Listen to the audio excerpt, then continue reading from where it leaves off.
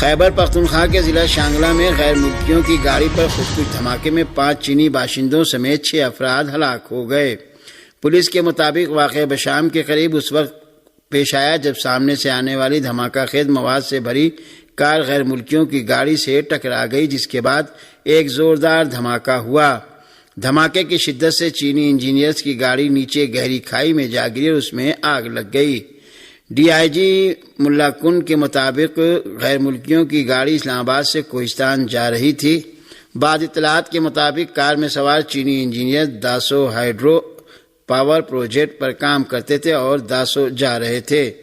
صدر پاکستان آصف علی زرداری، وزیر اعظم شہباز شریف اور chairman Peoples Party Bilawal Bhutto Zardari نے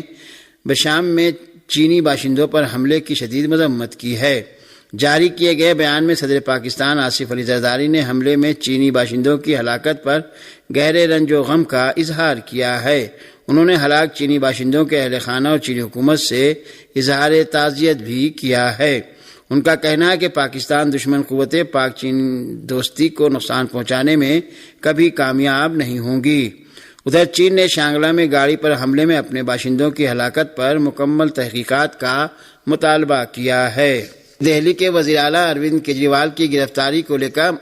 عام آدمی پارٹی نے آج وزیر اعظم کی رہائش گاہ کا گھیراؤ کرنے کا اعلان کیا۔ دہلی کے وزیر اعلیٰ اروند کیجریوال کی گرفتاری کے خلاف مظاہروں کی وجہ سے پولیس نے کئی عام لیڈروں کو بھی حراست میں لے لیا ہے۔ دہلی ایکسائز پالیسی بدعنوانی اور منی لانڈرنگ کیس میں وزیر اعلیٰ اروند کیجریوال کی گرفتاری کے خلاف عام آدمی پارٹی کے لیڈران کارکنان آج دارالحکومت دہلی میں مظاہرہ کر رہے ہیں۔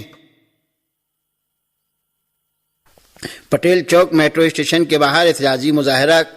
کرتے ہوئے آپ کے لیڈران اور کارکنان کو پولیس نے حراست میں لے لیا، جبکہ آپ کے لیڈروں کا الزام ہے کہ ان کے کارکنان کے گھروں پر پولیس جا کر انہیں ان کے گھروں میں ہی نظر بند کر رہی ہے۔ غزہ کے عام شہریوں کے خلاف غاصب صہیونی حکومت کی جارح فوج کی کئی مہینوں تک جارحیت جاری رہنے کے بعد سر انجام جنگ بندی کی قرارداد اقوام متحدہ کی سلامتی کونسل میں منظور کر لی گئی۔ سلامتی کونسل کے 15 ارکان میں سے 14 اراکین نے جنگ بندی کی قرارداد کی حمایت میں ووٹ دیا، جبکہ امریکہ نے ووٹنگ میں حصہ نہیں لیا اور اس نے اس قرارداد کو ویٹو بھی نہیں کیا۔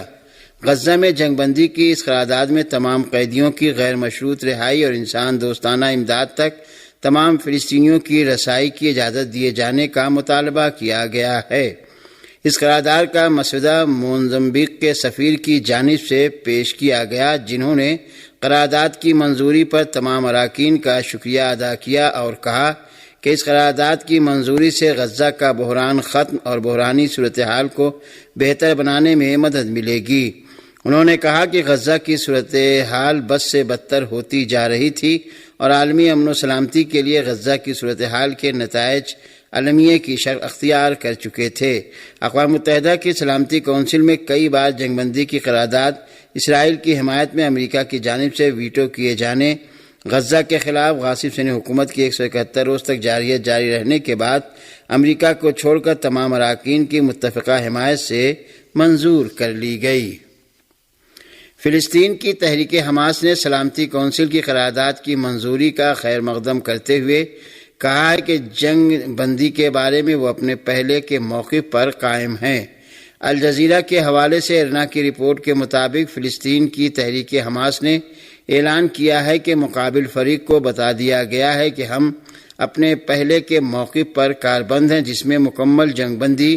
غزہ سے صہیونی فوجیوں کا انخلا، فلسطینی پناہ گزینوں کی وطن واپسی اور قیدیوں کا تبادلہ شامل ہے۔ فلسطین کی تحریک حماس نے کہا ہے کہ غزہ میں اب تک فائر بندی کی ناکامی کے ذمہ دار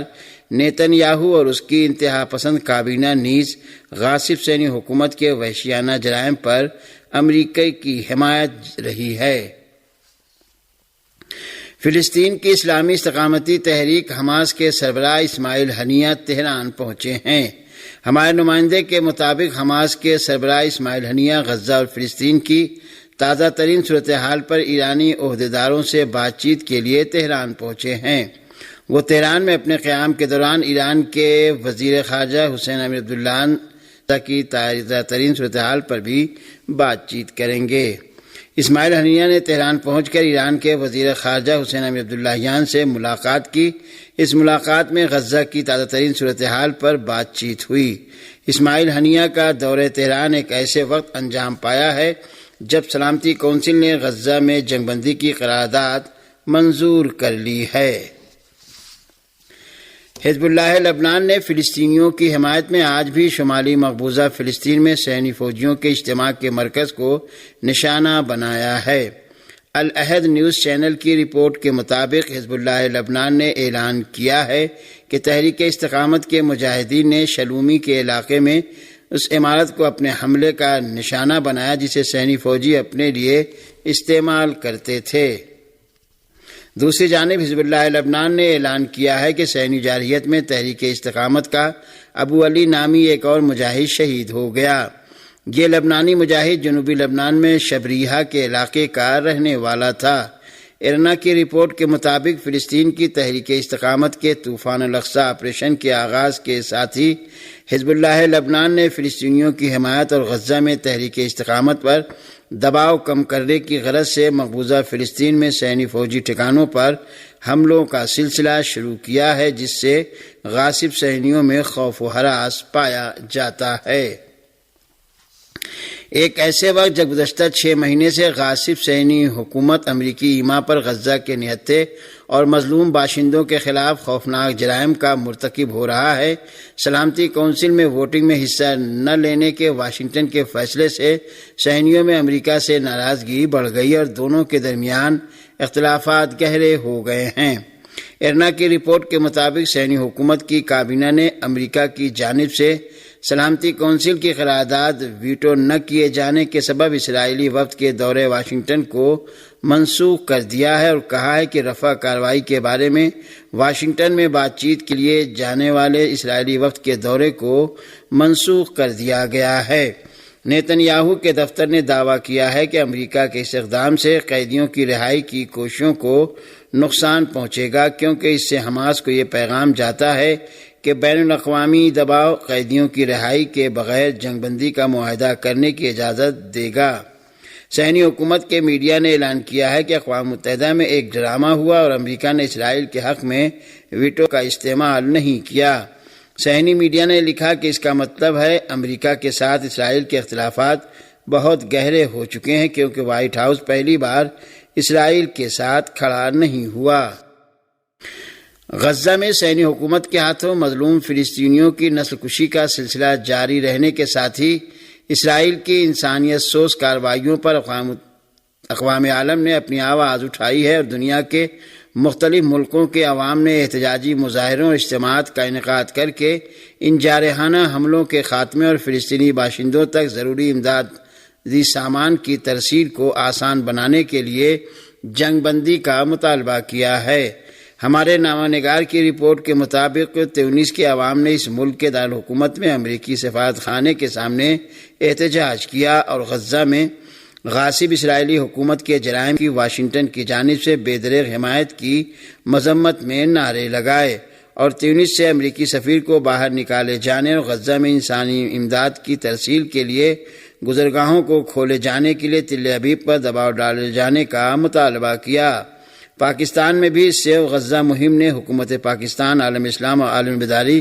سے غاصب فوجیوں کے حملے کے بعد متعدد زخمیوں کو غزہ کے یورپین اسپتال میں منتقل کیا گیا اور ایسی حالت میں ہے کہ فلسطینی ذرائع نے اعلان کیا ہے کہ غزہ میں شفا اسپتال میں پھنسے ہوئے فلسطینی،